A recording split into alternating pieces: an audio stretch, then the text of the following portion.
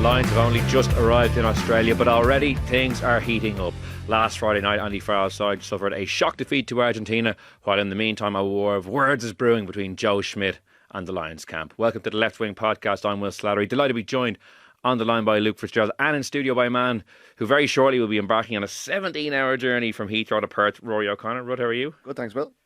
What are you going to do for 17 hours? It's going to be kind of getting talking points ready for the next couple of weeks, couple of shows. No, the latest season of White Lotus is on the Qantas menu. I've already had a little look at what's awaiting me, so I don't have Sky Atlantic anymore, so I'm going to go watch that a little bit and then hopefully sleep a little bit along the way. So we'll see. I've done a 17-hour flight once before, and the unfortunate thing is they don't actually clean the plane or the toilets until the end of the leg. So by the end of a 17-hour flight, it's pretty grim. It's a pretty good, strong window into the human condition. So it's going to be a bit of a grueler, but we'll get there. The longest journey I did was to the World Cup in 2011, and I just played Tetris for so long on the flight that by the time I arrived, like everyone's features was like blending into like Tetris blocks, and I was like, so do not do what I did. Maybe show on a few movies. A real rugby geek would be like laptop open, watching like every Australia match Joe Schmidt is coached. So then when you hit the ground in Perth, you can really get going. Yeah, I do have Friday night's match downloaded, and I have the documentary about the Wallabies at the 2023 World Cup. I have a couple of episodes of that. Now, it's not, I don't know how relevant that is, but I think it could be quite entertaining. So don't worry, there'll be a bit of rugby in there as well, but I mean, it's going to be pretty intense once they get out there. So yeah, no, I'm looking forward to chatting to you once you get on the ground over the next couple of weeks. Luke, you know, the three of us were all at the match last Friday. I know you were doing some Lions punditry duty. He was the busiest man in the Aviva. I know, yeah. You're really cashing in on your Lions fame, and rightly so. Although I don't know. I thought that was just the love of the game. Stadium. I was going to say, I put up a Gary Owen. I just realised, like, during the week, I was like, I don't think I've kicked a ball, like a rugby ball, at least in, geez, that's about 6-7 years. Seriously, wow. Shocking stuff. Yeah, looked all right. Still got it. It was fairly, in fairness, I didn't want to shaft him. He'd come all the way out. It's like, I think he'd catch 3 balls at once. Was there a prize? One after the other while he had the 2 in hand. So I was like, well, I'm not going to like lash up a Gary Owen so that I ruin his chance of winning. I don't think he won a jersey or something. But well, I'm not sure who had the trickiest night on Friday. Was it the Lions who lost to Argentina? Was it myself and Rud who had to record 3 podcasts, all of which kind of are lost to history? Or Luke, who a bird shot in your head, I believe, during the broadcast as well? Just before I went on, we were kind of laughing at all the pigeons. Like, there was so amount of shit. Like, it was like all along that kind of circumference of the kind of the pitch or whatever, kind of basically where we were and where we were standing, and we were kind of trying to avoid it, saying, I wonder now, will one of us get hit during the commentary? Like, wouldn't that be hilarious? And literally 2 minutes later, boom, straight down the top of the head. Tempting fate. Yes, certainly. So no, it was a fun night. It was good to be great to be invited. It was kind of directly through the Lions. So I actually thought they did a really good job of promoting the gig. I thought there was a good atmosphere in there for the game, pre-game. You could see they put a lot of thought into it. I thought the atmosphere was actually really, really good. I mean, like, obviously the match, we'll get into the match, but it was a lot of fun on the stage, and the band was good. I thought there was some pretty, actually, I thought it was a pretty good rugby match. I think lots of errors and stuff, but you kind of would have expected that with 2 teams that haven't played for a while. So it was a lovely night, great weather. Crowd was in good form. I thought it was great. Will, don't know, did you guys enjoy it? Yep.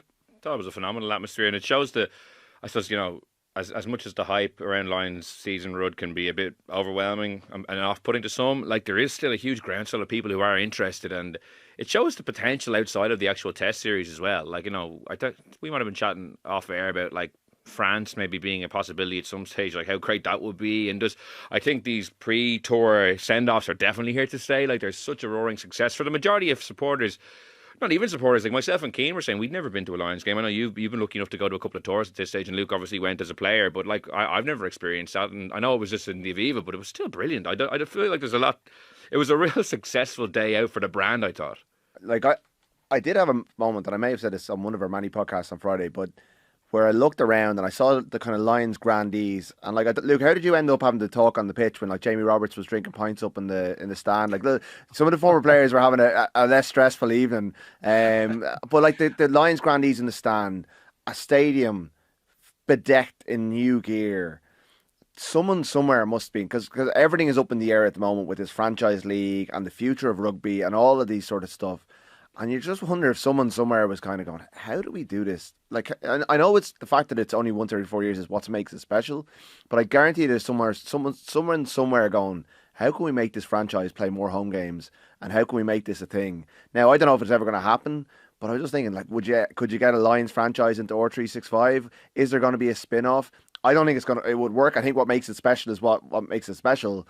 But there was something magic about Friday. The whole, like, the Aviva has never had a better atmosphere for a rugby match. Maybe the Champions Cup final in 2023. It was better than maybe the All Blacks games, but that's more because the game takes over and the crowd gets into it because of the game. This was like a 2-day event. The city centre was packed with red jerseys. It was like a World Cup event. It was like a World Cup crowd. It wasn't as, it was pretty corporate in terms of the fact that, like, the tickets were very expensive and there was a lot of sponsors, and Howden, the chief sponsors, took over the Lansdowne Rugby Club and for 2 weeks, I believe, and even the members couldn't get in, but they had a bar there. So there was loads of corporate, but it didn't feel corporate, if that makes sense. And it was a really good atmosphere. The fans were really engaged in the game. I know they drifted a little bit in the first half when Argentina got on top, and then Argentina delivered something special as well. So it was a great success, and I would have been a little bit cynical about it going in, because these home games are about making money for the Lions, but it's also, when you flip it, an opportunity, as you say, for people to come who can't afford or don't have time or whatever. Life doesn't allow you to go to Australia for a couple of weeks, and because these things happen every 4 years, it's very difficult for, like, there's going to be, I think, 40,000 going down. But there's a lot of people who don't get that opportunity. So it was cool. It was a really cool night, and I think it opened up. I wonder, will the kind of more... I heard, Jim Hamilton talking about, like, and on his podcast about, like, the potential of going to Argentina on a tour, of entering the Lions in the Rugby Championship one year. Stuff like that. Like, there's people thinking about the game differently. Yeah. I just thought it almost or kind of crystallized in my mind how big this thing is. And I think the money man will be like, hang on, why are we doing this every 4 years? We've got to make this work. Now, you take away the specialness of that, you maybe lose the specialness of the brand. But I'm not surprised that people are kind of reacting to Friday night with this outside the box thinking, because honestly, I've never seen, like, we work in Talbot Street, I was walking from the ground, like, even around here, because obviously a lot of people have come over from different countries, they were probably staying in the city centre, but like pubs around here, which wouldn't be, associated with rugby matches, even when the game is in Croke Park, were packed with Lions fans. I've never seen such a sea of, like, one colour in this city for any match. Like, people might think that sounds really hyperbolic considering the sporting events. A little bit of All-Ireland final day. You get not one team, but you do get the city taken over, and internationals. In fact, maybe not around here on Talbot Street, but, like, an international Saturday you do with the kilts, the Scots over the kilts, the Ireland jerseys. But this was definitely. I think the red helps, but it did have that effect. And even you mentioned to cut across the crowd being engaged. Like, I was just, like, anecdotally looking, but there was a lot less people getting in and out of their seats, and that's been a bugbear from some people about, like, at international matches, people going to the bar a lot. Obviously, there was a few people buying pints, but, like, I was marveling in the first half right across from us where we were in the press box, the opposite side of the stadium. There was very few footfall. Everyone was sitting in their seats. The game really contributed to it because it was such a belter right from the off that it kind of sucked people in much more than I thought it would. I thought it would feel more of a end of season kind of pre-Lions thing. Exhibition. It felt like a proper test match, especially as the game wore on. Luke, I'll bring you back in. Like, the game itself, like, from a Lions perspective, obviously there's going to be a huge cohort of players pressed into action this Saturday who weren't available last Friday. But from what the team that was picked, what you saw from them, what you didn't see, what did you make of the performance? Yeah, look, I thought there was some decent stuff. The obvious areas were probably areas like, in hindsight, you probably expect. Like, the line out obviously didn't function really that well at different, at moments, which I think was a little bit of a catalyst for that little bit of uncertainty, maybe, and panic that set in, but there was. That didn't help. They got themselves in some decent positions, and then Cow and Dickey, like, they would kind of a few that were very clearly, Itoje was up in the air and he just overthrew it, so that was that kind of fed in a little bit. I thought the scrum was very good, which is very positive. And I thought they had some nice shape actually at different times for a team that was only kind of just cobbled together. Like, My sense is that they'll improve quite a lot, Will. I mean, if you think about who he had to pick from, you could see a way for them to win the game, but it still felt like, there was a restriction there and there wasn't as much balance as there will be. Like, I think he'll probably pick a bigger six, whether that's Chesham or I don't think he'll move Byrne, but he might move Byrne to 6 maybe. And then obviously Conan comes in at 8 as well. For me, I think he's the only real natural 8 that they have there. And then you've got a few options at 7. Where do you go with Curry? I didn't think he looked that fit, actually, weirdly enough. I thought that was one thing I did notice. I thought the Lions looked a little bit leggy at times. It was a quick enough game. It was a hot match, and I'm sure there was lots of nerves. But, they want to hit the ground running a little bit and get up to speed quickly. I think they've got enough time to do that. But, a bit of a jumble of thoughts. Look, Marcus Smith doesn't work at 15 for you. For me, he's very exciting going forward. But to me, he only ever makes it in onto your bench in case you want to change the game, because he's good in open field. And if you have a lot of ball, if you had pressure on, you need to break a team down, he could be useful for you there. But he's too small and can't, not a good tackler, really. He puts the effort in, but just a small guy. And then, I don't know where Van der Merwe fits in. That's an interesting one. And Freeman, I really like, but I thought he had some very bad defensive stuff on the weekend. That was particularly bad for that try in the first half, where he kind of gets caught, kind of ball watching, and the ball just goes across him. It's a kind of an easy finish for the RGs. But that's a lot of thoughts. I think the team will be more balanced. I think they'll get fitter and they will improve across lots of different facets of games. So I thought it was generally a positive start, guys, and that was a really good test for them. That's my worry now over the next couple of weeks, is where do they get the next test before the real test matches against Australia? We haven't talked about the Joe Schmidt stuff, but that would probably be my big concern about this team, is that the Aussie franchises they've shown signs of improvement, but they're pretty weak, particularly without their Australian internationals. So a lot of thoughts there, Will, but overall, one sentence, thought it was a good showing and very worthwhile. That's the point that Luke makes about being tested, and I'll read out Joe Schmidt's comments, because basically the Lions CEO Ben Calvary.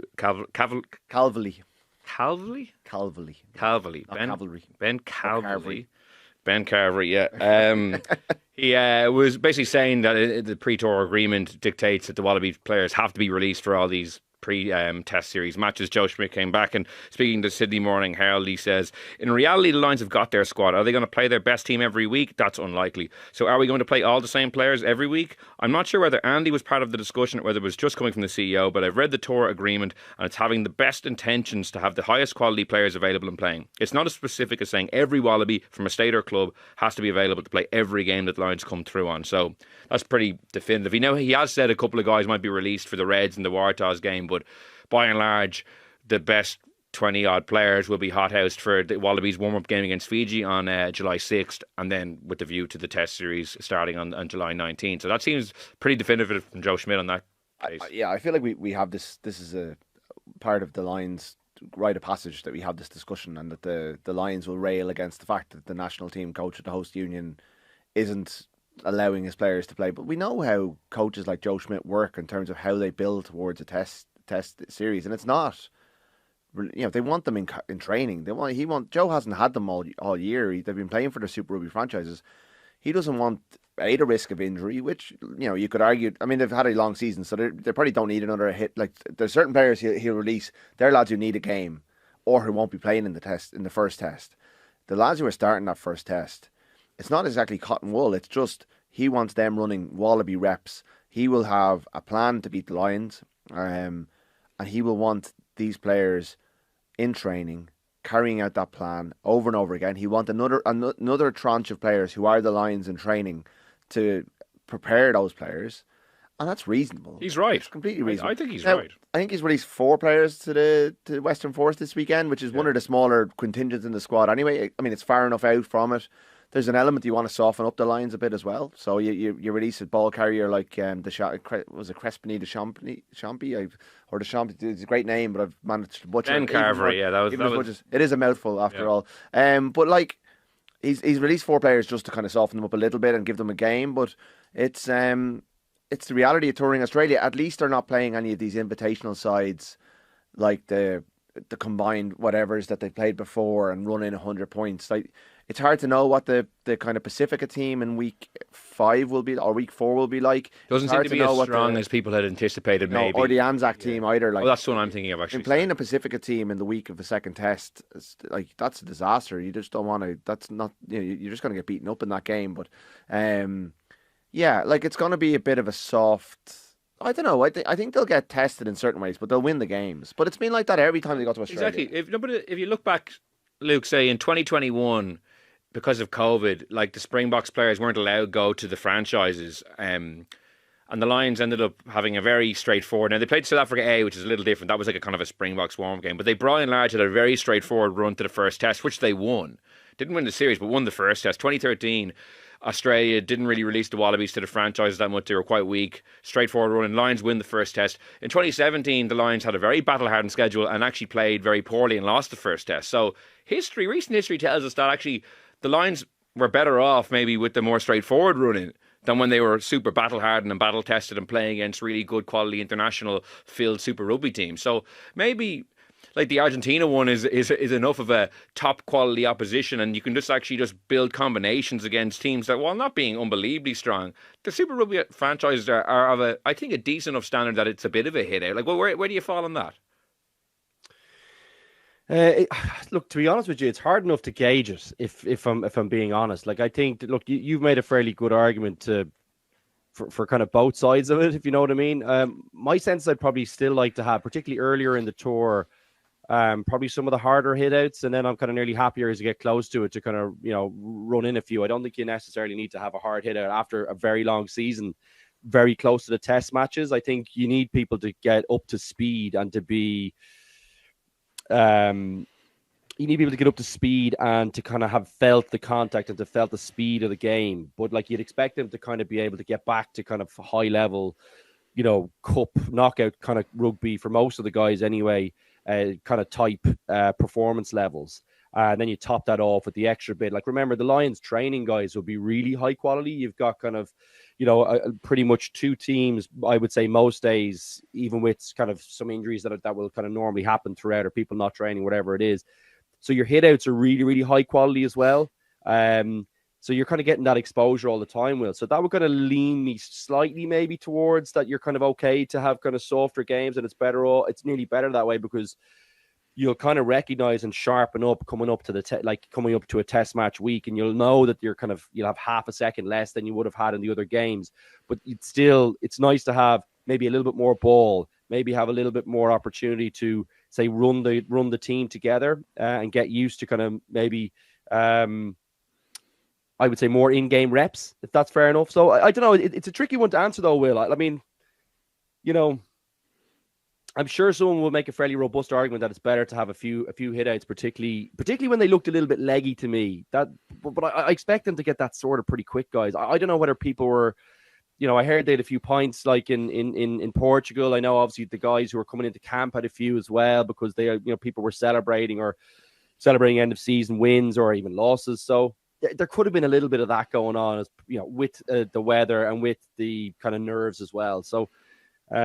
I think they get all those things right, guys. I don't know. Any other view on that, Rhodes? No, I think slip-falling a bit? Well, we don't know. This is the beauty of it. Like, it's so hard for them to do it. It's why it is such a great challenge, and there is no perfect formula, because there's each time you do it, it's different, and you're going to a different country. So what's right for South Africa in COVID isn't necessarily right for Australia in 2025 with the strength of what they have. What worked for Luke's team in 2009 to be so competitive against that brilliant Springboks team doesn't necessarily translate 4 years later. So we don't know. And ultimately, it's one of the flaws and the imperfections of the Lions is that they want to play against all the Wallabies in these build-up games. And I'm sure the franchises would like to have them as well to sell tickets for these games.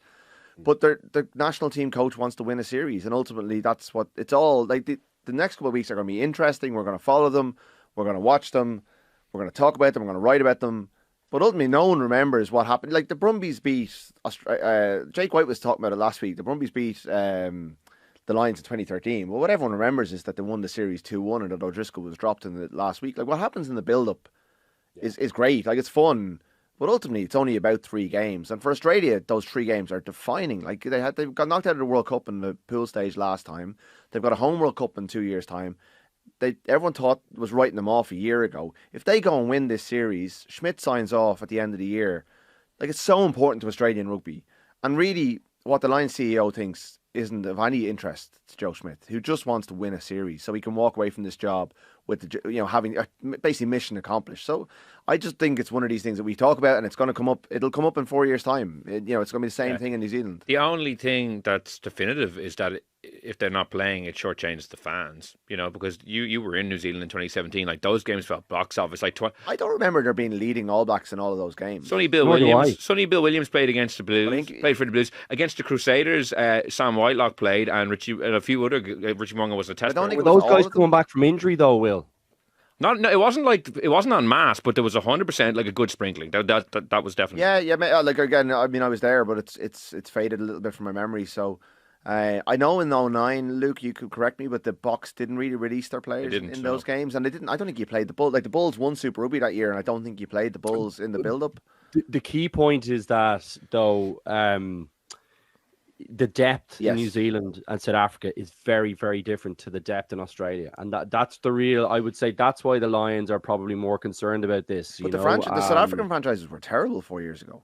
Like, I remember the Sharks getting blown away. It was South Africa A that softened them up a little bit. It's a pity they're not playing Australia A. I think that would have been a good fixture. Well, that South Africa A team was the Springboks. Yes, like it was a fourth test. It was like a fourth test that they picked like almost a full Springbok team. Rosie Erasmus was water boy that night. But even in 2009, like, I remember, Stephen Ferris running in tries from his own half against the Lions.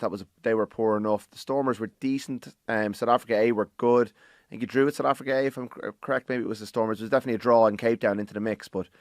Emerging Springboks, sorry, but like it's I think it's you're right. There's not as much depth in Australia.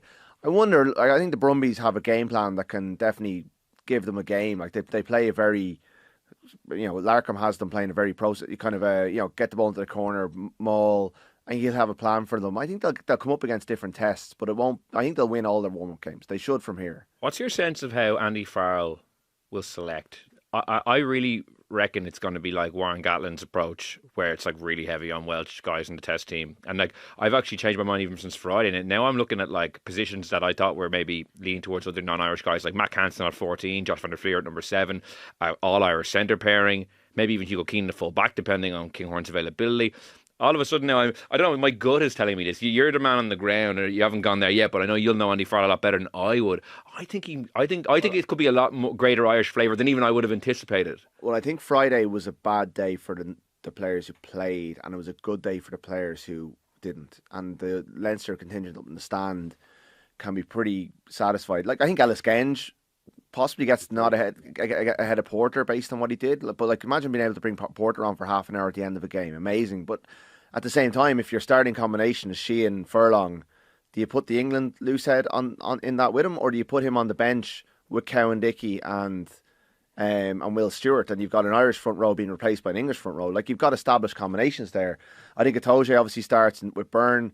Your back row, I think people are forgetting Van der Fleer. I think he's coming. He's going to have a good tour. And I think Luke's right about Curry. Don't think Morgan did enough. Don't think Pollock did enough on Saturday. I think Pollock has a lot of potential, but I just don't think he puts it all together. And, he's still got. Missed tackle was atrocious. Yeah, and like, he got, even in the Leinster game when he was brilliant and he did so much right. He got run over by Caelan Doris for that try on the line off the quick tap. So he still doesn't, like, he's 20. He's like, it's very hard to be a test line back row at 20. He's brilliant at loads of stuff, and maybe you bring him off the bench. But I think at this stage of his career, up against the complete players like Curry, who, he had a bad game on Friday, but he's got a big body of work behind him and can get fit. And Van der Fleer, who 2 years ago or 3 years ago was World Player of the Year, he's in a bit of a battle. Conan's 8, Gibson Park's 9. Then it's between Russell and Smith for 10. I think Tuipulotu, if they can get him up and running, could be the starting 12, with Bundy coming on for half an hour at the end as kind of out the way Ireland use their number 23. Ringrose, like, Jones went off in the warm-up. He didn't complete the kind of... He was a travelling reserve, but he didn't complete the warm-up. So he's playing catch-up a bit. I think he's probably a better distributor than Ringrose. He gives you something different, but Ringrose gives you that defensive leadership. They had no line speed on Friday against the Argentinian team who got outside them. Ringrose will give you that. He knows Andy Farrell and Simon Easterby's defensive system. Again, they all have an advantage. And then you got, I think, Van der Merwe played his way out on Friday. Lowe will definitely start in the left wing. Freeman, I think Farrell will like what he sees from Freeman, but not what he saw on Friday night. So Hansen suddenly comes back into it as the guy. Look lively distributor. And I think you like Kinghorn if you can get Kinghorn up and running, because Kinghorn gives you more than what Keenan does. That's a tough comeback for him, though, Rhodes. We talk about people being on the back foot. Like, he's coming in, like, you know, off the back of a kind of an injury. He'll be late, like very late on tour, you know. He's definitely been playing better than Keenan. But, like, geez, I think if they looked at the quality or like how they got picked apart in the air. And that was obviously a really obvious area to attack the Lions with Smith there. So like, I don't think but knowing Schmidt, he'll definitely go there, because he just, you know, it's so important to, you know, his kind of game plan and how he moves his team around the pitch. But Keenan is the best in the air, I think. Kinghorn's probably better attacking wise, and he's a big man. He's good there, but I think Keenan is better in the air, and he probably covers the space better, I think. I don't know. That's a tight call for me too. And then all of a sudden you're kind of going, well, actually, who gets in? Well, I would say one thing. I'm not sure Morgan is out. And I would say Genge gives you the power. Like, he's got the dynamism on the carrying side. And maybe that'll play against him, because I think that's still a tight call with Porter. But the scrum obviously then looked very good against a pretty gnarly RG Pack. But do you need that as much against the Aussies? I don't know. And Porter has been outstanding. So, and Genge is a big voice as well with Luke. Like, Genge is a big voice. He's a big personality. He's a big leader. Like, the Irish players, that's what one thing they lack, is big personality. So I think that gives him a real edge in terms of getting him in there as well. So he's got a real shot. Well, he's got some cap. Like, he's got, so Conan, I thought, finished off the season like that. You know, came back brilliantly from that. I suppose the stick he got for that decision at the end of the Northampton game. I mean, I thought he finished as a proper leader in that team. I thought he's playing brilliantly. So you've got him. You know, Morgan is a captain of Wales. If you go at him, I know that's a tight call with Van der Fleer and Curry, but Morgan still, I wouldn't rule him out just yet. And then you've got Tadhg Byrne, who's the Munster captain. You know, Tadhg Furlong is if he's back in the fold, which it looks like he is, like, that's, you know, that's a very senior guy. I don't know. I feel like he's got enough around him, maybe. But Luke, just gonna get your perspective. Say you were going on a Lions tour, like when you were there. Obviously, McGeechan was the head coach, and Gatlin was very influential. But if you were going on a Lions tour this summer, as from a player, put your player's hat on, and say Steve Borthwick is the coach, and he has 4 of his assistant coaches are from England, and you've got 1 Irish coach and 1 Scottish coach or Welsh coach. And you're going in there and there's 16 English players in the squad. And overall in the backroom team, like they published the backroom team yesterday, there's 17 Irish people in the backroom team beyond just the 4 assistant coaches. How do you think that's going to play from a squad dynamic, that if you're not Irish and you're going in, and these lads know this coach, who's a systems coach, a cohesion coach, and you're obviously playing catch up to some degree, or you might feel like you're playing catch up. They all know each other. They all have this kind of built-in kind of bonhomie that they all talk about being the greatest camp. So they all have their own in-jokes and stuff. Eddie O'Sullivan was talking about this last week. From a player's point of view, how do you approach that? And how much of a challenge is that for Farrell and the Lions to try and break down what looks from the outside like a very obvious barrier to their own success? Not sure I think it's a barrier for me, but I do get the point that, you know, the squad, like, it could sour, say, the mood in camp. If it's not dealt with. And I think you probably just have to force people to say, so it comes down to really basic things for me, Rhodes. It's, you know, making sure that everyone has a fair shake and feeling like they got a fair shake, which is really difficult to do because there will be like obvious advantages. The Welsh guys had a massive advantage in pretty much on all the tours that Gatlin was the boss. Yeah. Like, it's why I never think that the Lions coach should actually come from one of the home nations. I know I love Andy Farrell. Like, he's obviously an unbelievable coach. But I don't think it should come from the home nations. I always thought it was silly that it went to Gatlin. And for so long, it went to Gatlin as well.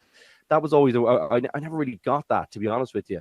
And then, yeah, look, it comes down to basic things. The rooming list, like, make sure guys are swapping all the time so that you're kind of forced to have these kind of interactions with different people from different backgrounds. So there's kind of that bit of crack. And, you know, once you're in once you're room with different people, you kind of go for coffees with them, and then it kind of breaks down the barriers and you all feel like you're heading the same direction. And then training, you know, you probably have to be, you have to be conscious that you're not being too harsh on guys, even though you need guys to get up to speed quickly, that you kind of give them a little bit of leeway early to get comfortable with the system. Make sure the Irish guys are, maybe you pair them off for video sessions after training and say, here, listen, will you spend a bit of time with such and such, and just let them know what the thinking is on this. And then making sure that you're listening to all the different ideas from the different countries, which is all very difficult things to do in such a short space of time. So there's loads of ways you can do it.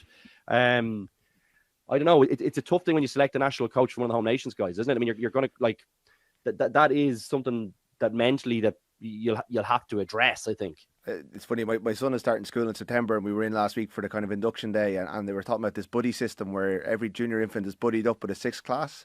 So maybe they need to, like the Leinster players are the sixth class lads, and Jack Conan has to hold Marcus Smith's hand and talking through the funny thing is like the question you asked, Rod, like there's been 2 Lions tours, 01 and 05 in particular, where the English contingent far outstripped everyone else. And they're probably the 2 tours where even Martin Johnson at that live show with Joe talking about 01, when they played some good rugby, was like, oh, the vibe wasn't good on 01. And everyone knows about 2005. Like that could be its own film. Like they're doing a film about Saipan. They should do a film about the 2005 Lions tour. I feel like there's so many characters that could easily be Alistair Campbell. Alistair Campbell, yeah. I'm sure he'll do a podcast on it. The rest is Lions. I don't know. Rod, but Rod, what do you make of the dynamic flip where it's usually like England or it has been Wales under Gatland with the huge contingent? Now it's Ireland. Like that's going to be a different dynamic for the other players too. Like they're not used to kind of being like I suppose outnumbered by the Irish. You know, that's a new dynamic for everyone. Yeah, and the media contingent is far bigger from the UK than it is from Ireland. There's only 4 Irish national journalists going over, as far as I'm aware. There'll be a lot more, and you hear it in the Sunday Times 2 weeks ago had a story, I did a kind of Q&A panel thing with, I think it was Delalio, Warburton, Stephen Jones. And Stephen Jones said there's too many Irish going on this tour, and Warburton didn't disagree with him. And Warburton was the captain of 2 very well-heavy squads. And like, but what thought Warburton should have been captain for like that was nearly embarrassing at one point apparently on tour. Well, but it didn't. That was such a Gatland decision. Sorry, that's such a cheap shot. I'm pissed off now that I heard there's too many Irish. That was such a cheap shot. But genuinely, I'm not saying that there's no. I'm not accusing my English colleagues of kind of being anti-Irish at all. But naturally, they're the biggest media contingent, and there's a kind of a separate media over here, and there's this big perception of Ireland, who are the least media friendly of all the unions, coached by an English guy. But having all of these guys playing the Irish way, and if it ends up with 11 guys in the test team and they lose the series, you know what's gonna be held up as a big thing, because it's never. You're right, it's never happened before. So it's a dynamic that I think they should think they have to manage. I don't think they are really thinking about managing. I don't think Andy Farrell sees this as an issue at all. It's one of these things that we on the outside are looking at going like this. I can see it a mile away that this is going to be a thing over the course of the tour. I really do. I hope so. Well, I don't know. I don't. I'm just as a purely kind of like getting the popcorn ready. Yeah, like that meme. You know what though? It is a funny way. Like sometimes you kind of have to remind. I did a BBC podcast last Thursday evening, and I have to remind the guys. You traitor! Like, I know. But I had to remind the guys. I was like, don't forget, like Ireland beat England. Like that was very flattering to England. That result. They should not have beaten France. France threw that one away, and all of a sudden the complexion of the tournament, like Ireland won a Triple Crown last year. Do you know what I mean? Like, so they're funny how they forget. Like, and Ireland have been beating them out the gate for kind of like they've been really, really strong over the last 2 or 3 years. They're probably hanging their hat off this Northampton result, which was an absolute, Leinster's basically worst performance of the whole year, save for that match. So it's funny how the tilt of things goes. I think when you come to this, I don't know. I think England are a coming force, but they're certainly by no means there. Yeah. Wales, we know what situation they're in, and Scotland just can't beat Ireland. So like, I don't know. I think people are funny about how they kind of remember these things, and the skew that's kind of on. The things that skew their thinking about how they think about this squad being selected. I thought this was the most obvious squad selection of all time based on the previous results, barring the Northampton game, and loads of Northampton guys got selected. So, and the Six Nations thing is like, if the Six Nations happened in reverse and England won their first couple of games and lost their last game, and Ireland had started slowly but finished with that big win over England, you're looking at a complete... Like, I can't remember, I haven't got the table in front of me, was it points difference or bonus points that England finished ahead of Ireland? Bonus points. Like, they won the same number of games. They had the same tournament, essentially. Ireland just had that horrible defeat to France and then backed it up with a pretty insipid performance in Italy in their last game. And I've written and spoken about how I feel Ireland are in need of a bit of a refresh, and it's these players who've been doing this for a long time. But we asked Sexton, because someone put it to Sexton directly on Monday last week, is there too many, how would you deal with the criticism, or how would you address the criticism that there's too many Irish players? And he said, these players have done it over the last 3 or 4 years. They are big game players. They've done big things. Their results are better. And that body of work gets them in. It's very hard to argue with that, but it's just whether they're the form players right now. The only player, when the squad was announced, the only player I thought was lucky to get in purely because he hadn't played a lot of rugby was James Ryan. Not because he wasn't good enough. I just didn't think his body of work was there over the past couple of weeks in the lead up / months because he had injuries. Every other player I did think was there on form, and that doesn't really mean anything. It's one man's opinion, but I don't think there was these egregious shocks that of people being left out and left in. I remember we actually convened and we were like, it's actually pretty straightforward. Yeah. There was 2 or 3 names on very much on the periphery, like Darcy Graham ahead of Matt Canson. Like, if you're going that far down, I suppose, the list of talking points to get to the big one, it kind of shows that the squad was fairly straightforward to pick. Yeah, no, I agree. And I think it's not about the squad, it's about the makeup of the test team now. And there's a bit of a battle ongoing now because it is hearts and minds and a bit of public perception. And everyone's got a podcast now, so everyone's kind of feeding into this. So, not that I'm going to go to bat for. Like, if I think Genge is the best player to play loose ahead of Andrew Porter, who I rate as probably one of the best Irish internationals of the last 10 years, that's the call. Like, that, I have no problem. If it's 15 English guys or 15, if the Irish lads are not playing well, great. But I think Friday, not great. Not the kind of the mass slips defeats the purpose. Jesus, not again. Defeats the purpose of me going over. But like if the Friday night was damaging for a lot of the players on the pitch. Andy Farrell was fuming. You were in the press conference. He was livid. Every time he was offered a chance to let the players off and go, look, you didn't have great preparation, didn't take it. Hated the fact that they were second to the scraps. It wasn't about the cohesive stuff like a line out or the attack just breaking down sometimes. He didn't like the pushed offloads.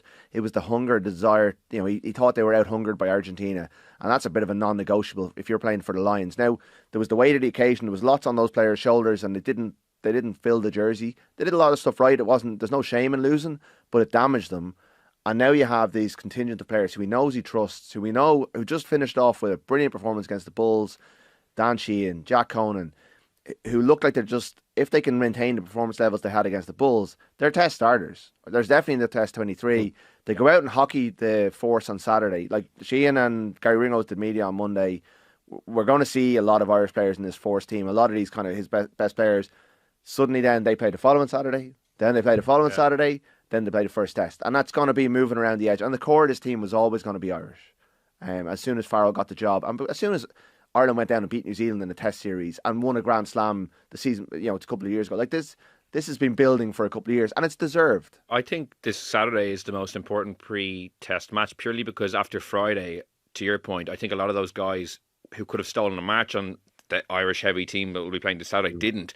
If they go out, even though it's the Western Force and some of those key guys that Farrell knows really well light it up, it's very hard to shift them then. Yeah. Like you're looking at playing the West, but also you're playing the Western Force, who are a decent Super Rugby team, but finished like fourth from bottom with Porter, Sheehan, Furlong in your front row. What are you looking at second row? John McCarthy and James Ryan second row, maybe. So you're basically, that's Leinster. Van der Fleer, Conan, Ollie Chesham at 6, maybe. The Leinster pack, you Finn Russell playing behind the Leinster pack, potentially alongside Gibson Park, who looked like he was moving well at training. Ringrose Low, Hansen maybe. Like you're looking at Ireland against, like if they deliver, that's a big advantage, guys. Because it's probably it's pretty much an Irish game plan, I would say, most likely with some sprinkling of some other ideas. They're used to these combinations. Like, so that's not like the other guys coming in and playing with different combinations, So it's a funny one how that works, isn't it? So like, I think you're right, Will. I think there's a big opportunity, and certainly an opportunity missed. Now, the composition isn't certainly not a foregone conclusion, but I'm sure they will have some thinking about the different combinations. But I think the Irish guys have a couple of advantages in that they're used to playing with each other as well, which we kind of haven't really mentioned. We've kind of mentioned the coaching side and the game plan, but actually playing with guys that you play with on a weekly basis, and even for the Leinster guys, play with like literally all year on a weekly basis, not just in the Six Nations. That makes a big difference, I think. So there's a couple of advantages to having a big contingent from same country but even more so for same club. Luke, what did you think of the dynamic? I don't know how much of the warm-up you got to see because obviously you were doing your punditry. Well, up in the press box, it was really interesting watching the three attack coaches who work underneath Andy Farrell, the ultimate attack coach. So you've got Sexton, Andrew Goodman and Richard Wigglesworth all in the same area, kind of drilling a kick chase drill. Looks like a lot of expertise and a lot of voices in a... Like Andy Farrell runs a fairly lean management team normally. Like, do you think that's potentially going to be complicating it, or do you think on a tour like this you need that many bodies? I think it'll be nice having the bodies, Rhodes, is where I'm leaning. I think, I think Johnny will be an interesting one to fit in the mix there. I've always found him to be really, really good at kind of picking his times to kind of make an interjection or to make a strong point. So I don't think and he's new to the coaching side. So I think he'll be probably holding back a little bit, and I think he'll get it. I'd say he's more looking for nuggets from him rather than him to be, say, taking over. And I think that might be a really nice combination between Wigglesworth. I know, I think I met him very briefly. Seemed like an unbelievably nice bloke. So I think that'll be a really nice combination between the two. And you'd probably expect that Sexton will do a lot of the kicking, a lot of the kind of a lot of that kind of stuff. I think will probably tilt towards him. He'll do a lot of the kicking practice with the 10s.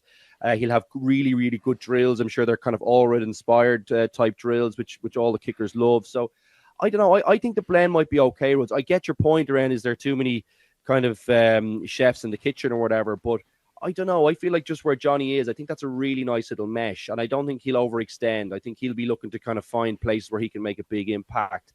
I haven't spoken to him at all. Don't know that. That's just my sense of the bloke, and maybe Wigglesworth as well, who is more seen. Like he's done more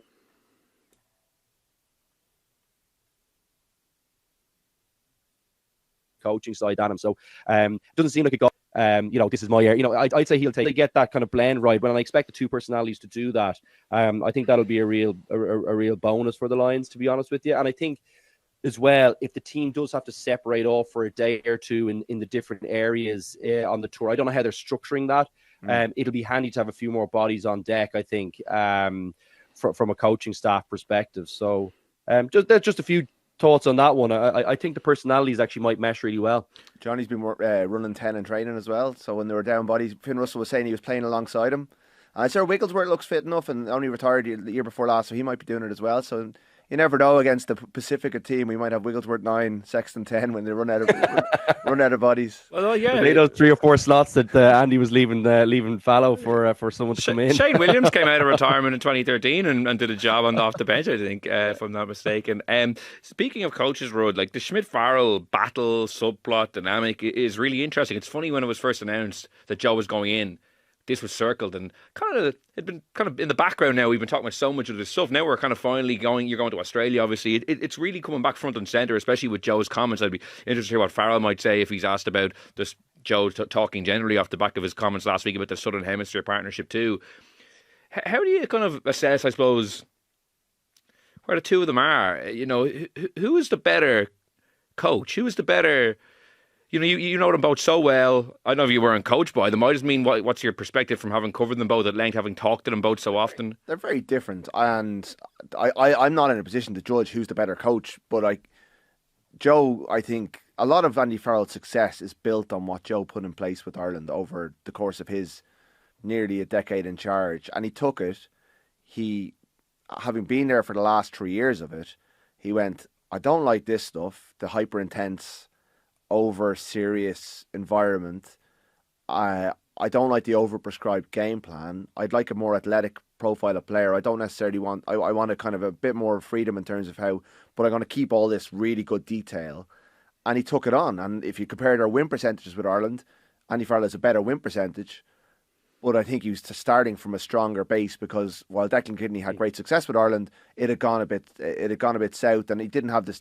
Joe and Nucifora and the provinces developed more players, so Farrell was picking from probably a stronger base of players as well when he took over.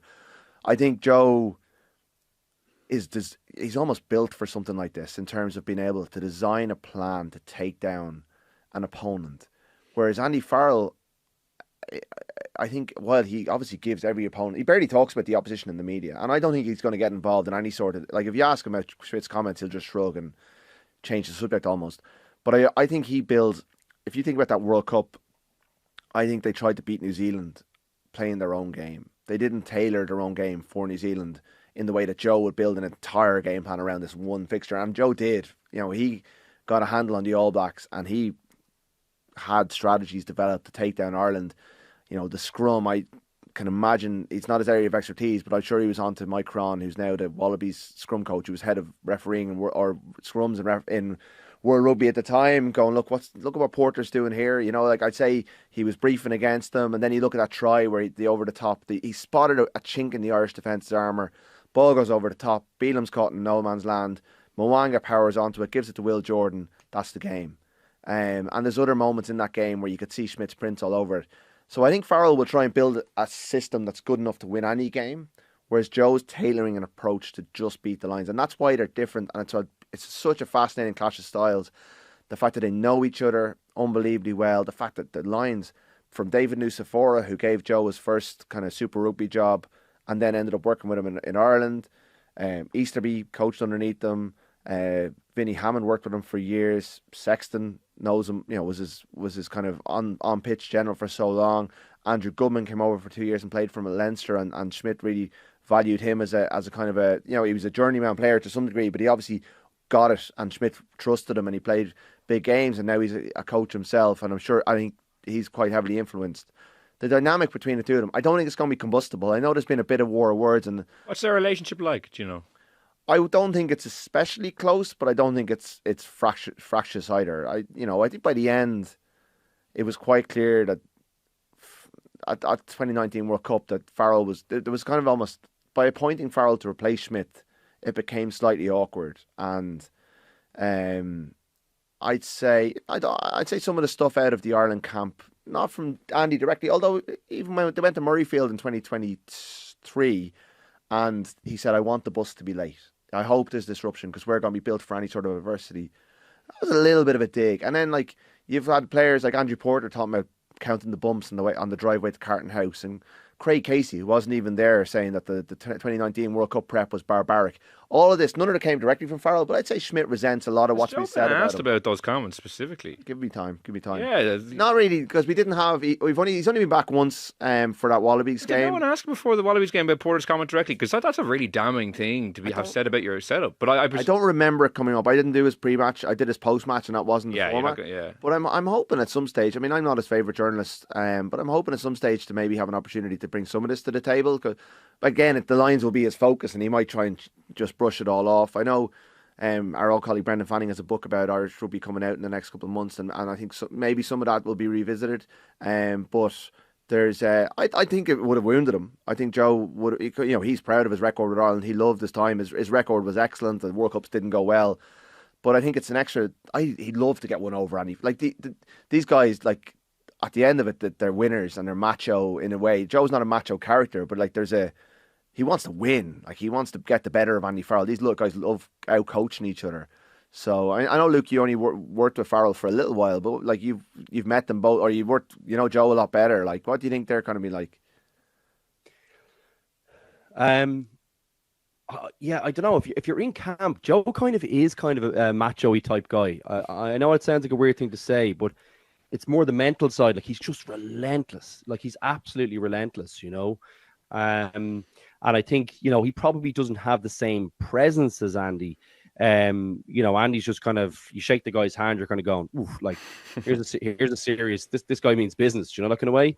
But you can tell, they both go about it slightly differently, but I'm sure they know each other very well. But you'd have to think that given how many of the Lions staff have worked under Joe, that yes, he'll have insights into how the Lions will look to play, but I'm sure the Lions will have insights into how Joe will play. And there's big pillars in Joe's game that he will never change, in my opinion. And I doubt he's even changed them now since he was coaching me. The argument is that they're the fundamentals. You should probably never be changing most of them anyway, would be how I view it. But that's a different conversation. I think you could prepare for Joe. I know, knowing Joe, I'd have a few areas of the pitch where I'd be kind of going, okay, well, that is so important that you defend that area all the time. You're really alive. So the obvious place is from set plays, rucks, around the ruck, Like, he's going to be trying to move people around with kind of rooking techniques and with kind of deception. And then he's going to have kicking options out wide off them. So he's going to try and drag someone off somewhere somewhere else on the pitch and then move it back with someone that you don't expect to be on the wide side. He'll have all these good things, and the guys will know it even better than I do. Like, that's just off the top of my head saying, okay, if I was prepping my team, they are areas where I would be saying, like, let's really focus in here. He's going to be targeting here. But the rest of it is very much kind of big fundamentals. So, like, the shoe, that shoe is kind of on both sets of feet, if you know what I mean. I think they'll both know each other very well. It'll be intriguing to see who kind of comes out on top, or if someone has a very, very clear idea that they can execute over the course of the test match series and really show up a weakness in the other coach. I'm really looking forward to kind of watching that. Now, my sense is that I think the Lions will have the edge because of the resources they have, like the depth in the squad and the power all the way through. I think they'll have a better bench. And, like, will they be able to kind of force their way or kind of bludgeon their way to success? You know, it might be nothing Joe can do about it, no matter how prepped the team is. But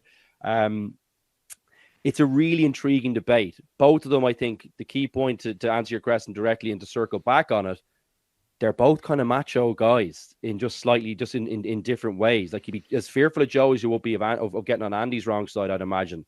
Now, Joe doesn't have that threat of a dig that might finish your life, but and Farrell certainly looks like he has that. Honestly, I was interviewing him before the English game, and I said, Jesus Christ, you know, he feels like a proper big, like a Backy's boat, the kind of type handshake or Shock Burger handshake, you know.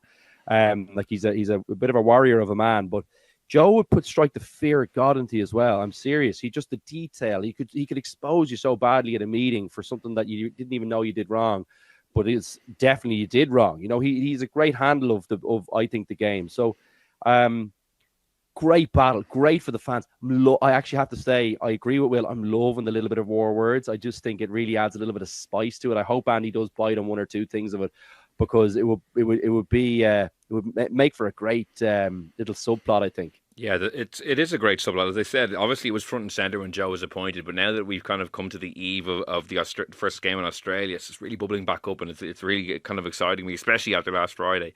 Just before we finish up, Rod and Luke, you know, I'll go to you first. Rod, anything else you want to touch on before you fly out to Australia? Any other talking points or subplots or anything you think is particularly relevant that you think we should discuss? I saw Will Skelton was named in the squad. That obviously was a possibility we didn't know. He's never really delivered in international rugby the way he has for La Rochelle, so I think it's a huge tour for him, and obviously I hope he's to the fore, because he's always such a big character in those battles with Leinster over the years. Yeah, and I think he played against him in 2013 as well, so he's one of the kind of a survivor from that series.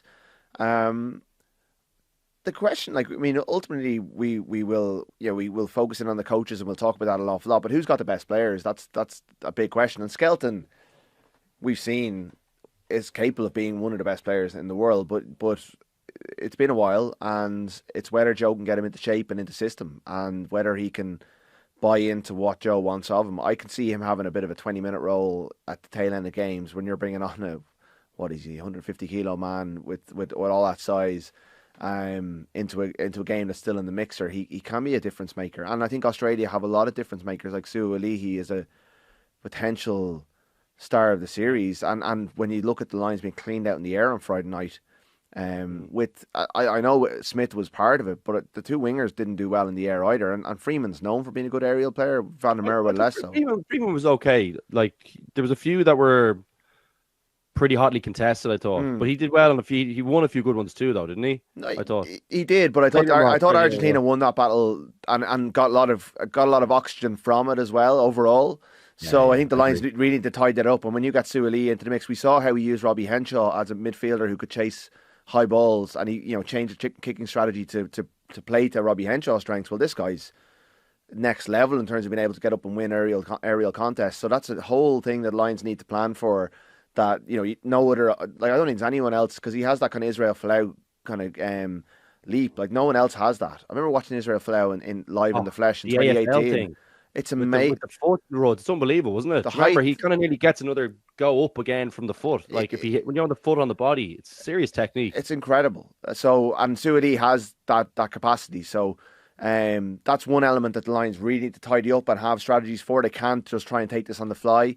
And I think that Angus Bell is an excellent. Like I think, I think while Australia have some exceptional players, they don't have the breadth of talent that the Lions have, and that's why I haven't looked at the odds. I mean, the bookies gave 1-3. The lines are 1-3 to 1-3. Like so short. That's very short. I mean, they're almost evens to. They got last weekend horribly wrong. Yeah. But I hope it's not a sweep. I hope it does go to a series decider. I do think the Lions have better players, but I don't think there's a massive difference. I find that's jarring to me, those odds. But like you said, who is the better players? For me, like the Lions squad is substantially stronger. Like I think that's why I was spending more time talking about Joe, because I feel like for them to take one of the first two tests, I think Schmidt is the guy who bridges that gap. I like just looking at the squad they've selected. Suaalii, unbelievable. Skelton obviously has the track record. Some good Super Rugby players there, but not the star quality, international star quality. I don't think Tom Wright, a really good full back, but like their halfbacks, like Nikita is very good. Yeah, Nikita is very good, but like Lola Sio, if he's playing out half, the fact that the people were saying, "Oh, James O'Connor was an omission," you're thinking, "Jesus, like if that's like he was there out half in 2013, like and he only came off for 2 minutes for the Crusaders in the final on Saturday. Yeah, so the fact that he was kind of a live option, people are kind of saying, "Oh, maybe they should have taken him," kind of shows that at the key pivot position that they're maybe struggling a small bit. They do have some, like their back row, Rob Valenti, I'm a really big fan of, like Harry Wilson, Fraser McRoy. These guys are good players. I'm not saying they're not good players, but if you're going up against, say, like the best of four teams, and one of the teams in Ireland who we think have been pretty good over the last couple of years, I just think there's a decent disparity. Not that it can't be bridged. I do expect the games to be very competitive, but I would be surprised at this juncture if they lost one of the first two tests. But that not shocked either. Luke, I'll give you the last word. Anything you want to bring up before we wrap? Anything ahead of the next 6 weeks that is catching your eye? No, I mean, just really looking forward to seeing them on deck and seeing the Irish, the kind of last of the Irish players, kind of.